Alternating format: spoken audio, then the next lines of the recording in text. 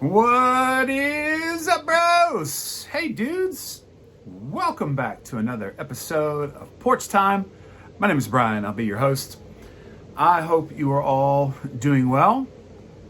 I am absolutely exhausted. We have a 2-month-old and a 3-year-old at home. So today's Porch Time video is sponsored by Diet Pepsi and the 2-liter version. If I could get an IV drip of it, I would.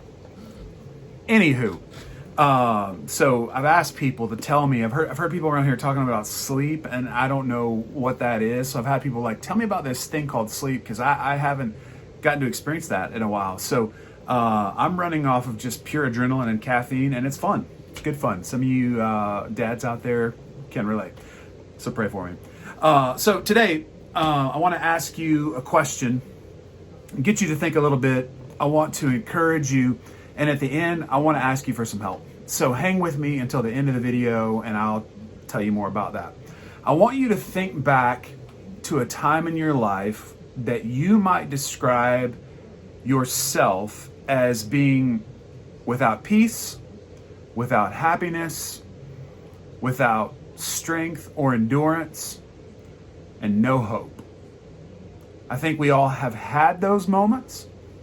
But what I want you to think about, what did you call to mind when you found yourself in those circumstances? So when you were feeling those things, what did you call to mind? So be thinking about that. While you're doing that, Lamentations chapter 3, it's a book that, if you know anything about your Bible history, written primarily after the destruction of Jerusalem, 586, 587 BC, and the nation of Israel was in really, really bad shape. And so the prophet Jeremiah is writing in Lamentations about the results of all of that happening in their lives, just what they're dealing with, what they're feeling. And several years ago, as I was reading this passage, I came across something, and it marked my life in such a profound way that I've tried to teach it now as often as I can. I teach it to our guys as often as I can. And if you've been here the last several years, you probably remembered me talking about this. But in Lamentations chapter 3, let me read this for you. Listen to how Jeremiah is describing this circumstance that he finds himself in. He said, he's talking about God, has filled me with bitterness. He has sated me with wormwood. He's made my teeth grind on gravel. There's a mental picture. There's a visual for you. And he's made me cower in ashes. My soul is bereft of peace. I have forgotten what happiness is. So I say, my endurance has perished, and so has my hope from the Lord. Remember my affliction and my wanderings, the wormwood and the gall. My soul continually remembers it and is bowed down within me. Those are pretty graphic IFAB statements, I would think. This man's telling you some feelings he's experiencing, and one, we can all relate. But what's so astonishing about this is the verses that come after it are verses that we've heard a lot. You may have seen them on coffee cups, on calendars, but most people don't realize what led up to that verse. So he says this statement, and this is what got me, verse 21. He says, but this I call to mind, and therefore I have hope. This I call to mind, therefore I have hope. So the natural question is, what's this dude calling to mind that's giving him hope? Because I need some of that, because we often find ourselves in those circumstances where we can relate to Jeremiah. And then he says this in Lamentations 3:22. The steadfast love of the Lord never ceases. His mercies never come to an end. They are new every morning. Great is your faithfulness. The Lord is my portion, says my soul. Or we might say, the Lord is my treasure. Therefore, I will hope in him. And it's that verse 21 that got me. Jeremiah said, In the midst of all that intense feeling, in the midst of the absence of peace, hope, endurance, all of those things, feeling like he just can't take another step, he wants to lay down and give up and quit, he says, but there's something I'm going to call to mind that I know will produce hope. And so for me, as I was reading that, I started going, how did he know this would produce hope in him? It means I'm guessing that knowing something from his past, he's done this before. He knows he can rely on this. He knows he can put faith in this. And so to be able to realize when you're in that moment, it's part of what we teach you here at HopeQuest, to be aware of the things you're feeling, to understand that there's thoughts underneath those feelings, and sometimes there's lies underneath those thoughts, to be able to recognize them, call them for what they are, be aware of it, because once you're aware of it, it helps inform how you can then respond to it. But what I'm afraid of is when we get in those moments, what we call to mind is not what Jeremiah just said he did. So in those moments, it's usually, I want out of this. God, make this stop. God, take this away, make it go away. And a lot of us, we turn to the things that know that work. And they're usually short-term fixes to a much bigger problem. We will find ourselves going to a substance, a screen, maybe it's another person. We will look for help in those moments, because a lot of times we want to avoid what we're feeling. We don't like what we're feeling. We want what we're feeling to stop, or we just want to numb altogether so we don't have to feel anything. And it works for a time, does it not? But I want to invite you and ask you, what if there is a better well to drink from? What if there's a deeper source of satisfaction that you could look to in those moments? What if, in the midst of some of these difficult circumstances, God's not interested so much in changing the circumstance as he is changing you and changing me? Something that I've been wrestling with lately. So you saw the title of the video, what if I make the wrong call? So what happens when we call the wrong things to mind? We can make the problem worse, or we can take a step towards hope. And what I want to encourage you to do today is to take a step towards hope. And for some of us, due to the circumstances in our life, due to the wounds we've experienced, the things we carry with us, it's not always our go-to, and we struggle sometimes to lean on these kind of truths because we go, yeah, but what if God doesn't come through? Can I really trust God? Because I'm in the midst of a really, really painful situation, and I want out, and I want it to change. And a lot of times we prayed for God to change the circumstance, and he didn't, and so we get frustrated at him. But like I said, what if God is more interested in doing something in you and not just around you? So a challenge I would offer you today is to put that verse, put Lamentations 3:21 through 24, put it on a note card, put it somewhere, make it the lock screen on your phone, so that the next time you find yourself in those situations, you could practice this. So I want to encourage you to risk a little bit of faith, slide a few chips of faith out on the table, and see what he won't do with it. And as my mom reminded me often, what an arrogant way to live our lives to think that you or me, we're going to be the first people God chooses to be unfaithful to. Like through thousands of years of biblical history, of recorded history, we think God's going to get to us in the midst of these difficult scenarios, these difficult circumstances, and go, crud. So sorry, man, I was busy. There's a lot going on in the world. I'll make it up to you. I'll fix it later. Not one of us who claims to believe in Jesus, to trust Jesus, not one of us is going to ever experience the unfaithfulness of God. Not once, not ever. So what happens if you make the wrong call? I want to give you permission today to make a different call, to call something different to mind, because Romans 12:2 says we're transformed by the renewing of our minds. That takes time and it takes practice.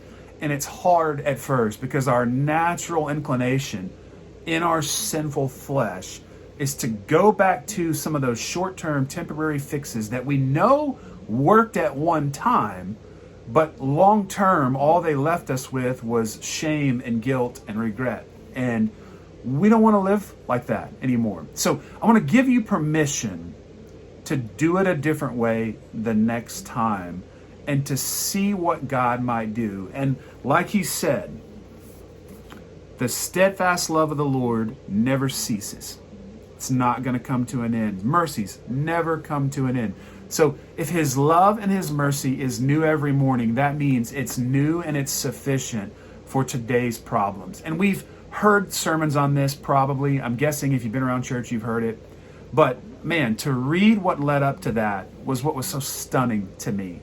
Context drives interpretation. And when you zoom out and get the full picture of where Jeremiah is at, it just hits different. So I hope that encourages you today. And remember, nobody can make you think anything. No one can make you think the thoughts you think but you. You choose what you think about. You choose what you call to mind. You get to choose what you dwell on. That is only a call that you can make.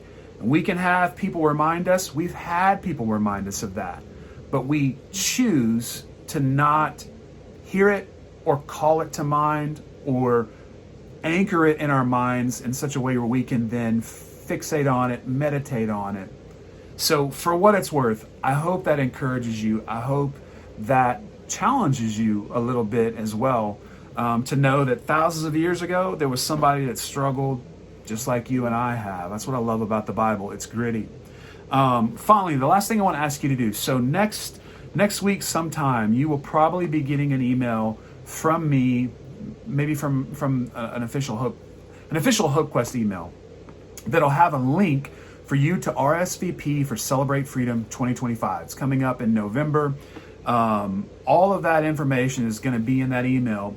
This is a free event, but you've got to RSVP. Why? Because we're going to feed you.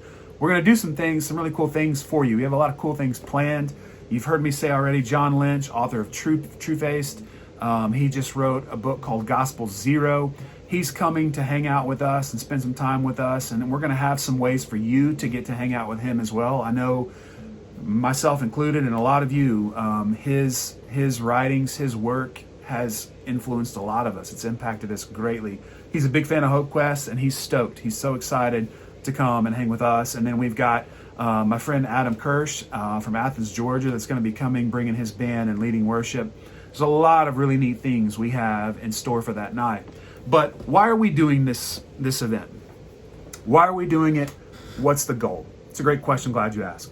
So I saw a statistic yesterday. I had a friend send me some numbers, and I don't know how accurate they are, but it said not between 90 and 100 million people in the United States battle some form of life-dominating issue, some form of addiction, and it can be in all of its forms, any of its forms. So if our nation is about 350 million, that's almost 1 in 3 people who struggle. We want to help as many people as we can. Now, we realize at HopeQuest, we can't help everybody, but we can help more people.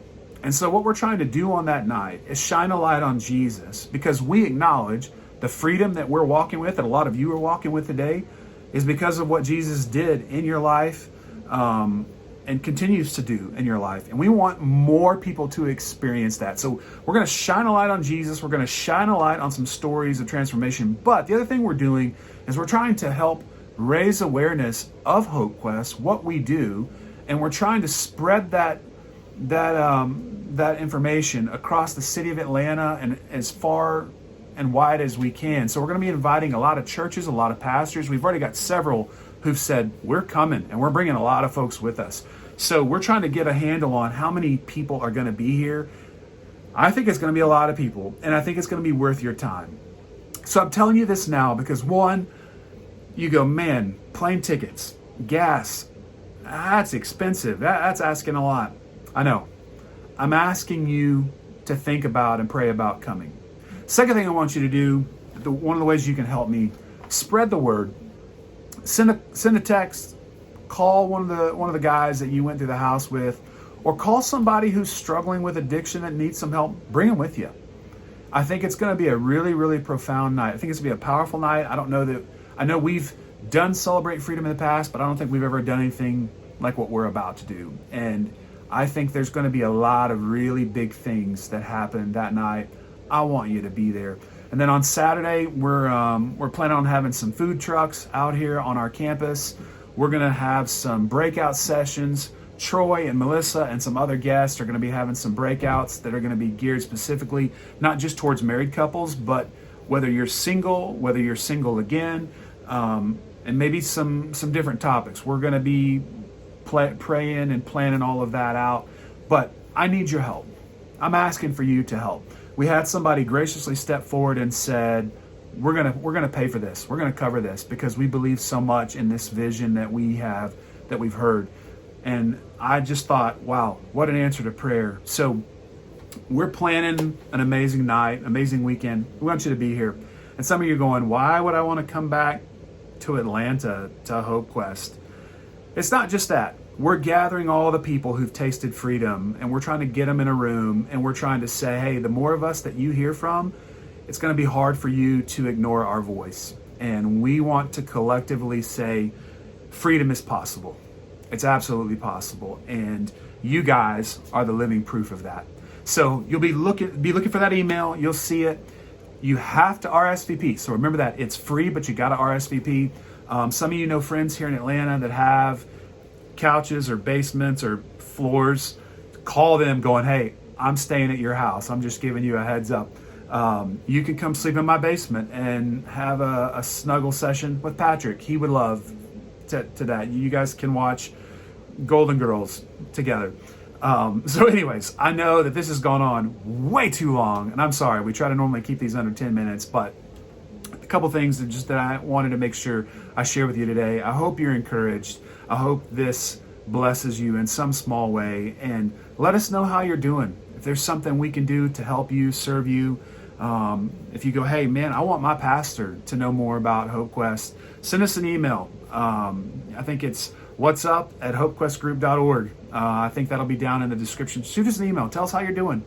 And as always, I'm grateful for you men. Thank you for taking the time to watch this video. Thank you for praying for us. I know a lot of you are praying for us. I get texts on a regular basis. And thanks for being ambassadors of hope. Thanks for being ambassadors of freedom. Thanks for walking out of here and being people who shine brightly this light that says, no, I used to walk this way and things are now different because of Jesus, because of this hope that I found, because of the change that I've experienced. So I'm grateful for you, man. I pray God's deepest blessings on you and your family.